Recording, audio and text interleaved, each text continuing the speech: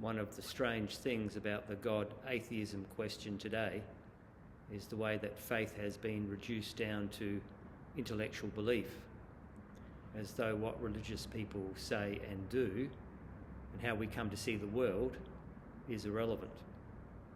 I want to talk a bit about that today. Hi, I'm Warren, the rector here at St Columba's. Glad you could join me for my message of the week. Yes, it is strange how the usual arguments made by atheists assume that religion is a matter of intellectual assent only, and it's an intellectual assent to certain propositions, and that these propositions could be sliced off from the person's life with no ill effect and possibly some positive effect.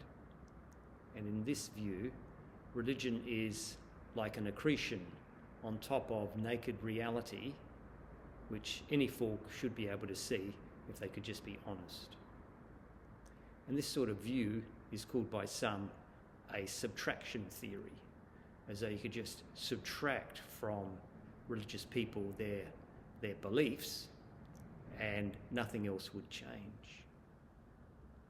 But notice that this subtraction theory forgets what religious people say and do, and how what we say and do is rolled up into our worldview, which includes intellectual conclusions, but is way more than an exercise of the intellect. For example, Christians worship God. It is not necessary to be familiar and have given intellectual assent to all the very well thought out theology of the Christian faith to join us in worship. Now, worship may well lead people to ask questions, and theology can help in that search. But worship can come first, before much intellectual assent is needed at all. Worship is about doing and saying, feeling and noticing, as much as it is about believing certain things, intellectual assent.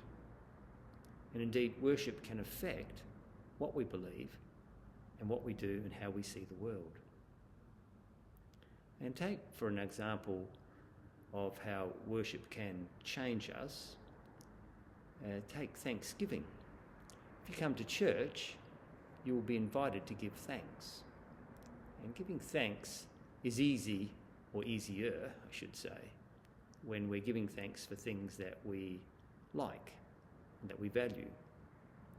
And if that's all you can do, give thanks when the sun is shining, so to speak, well, at least that's a start. But at church, we're invited to do this and more. At church, we're invited to see sunlight where we might ordinarily see only darkness. The best example of this is the cross of Jesus. At the time of the crucifixion, the disciples could see only darkness. They felt confused, fearful, dejected. But in the light of faith, we can see something else at work. It's not as though Christians just jump over the cross to the resurrection, as though they have to ignore the cross because we don't know what to do with it because it's only darkness. That's not the case.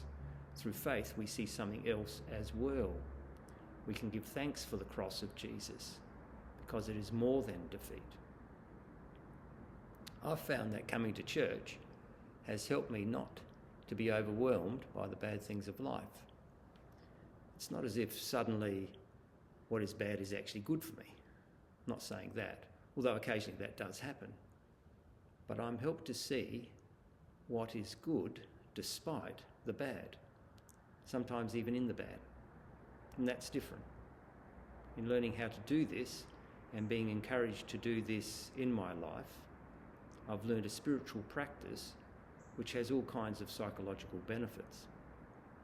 And this spiritual practice has formed me into someone I would not have been otherwise. And of course, it has brought with it a whole lot of theological insights, intellect, if you like. But that's a far cry from the superficial subtraction theory that we started with. Thanks for joining me. Bye-bye.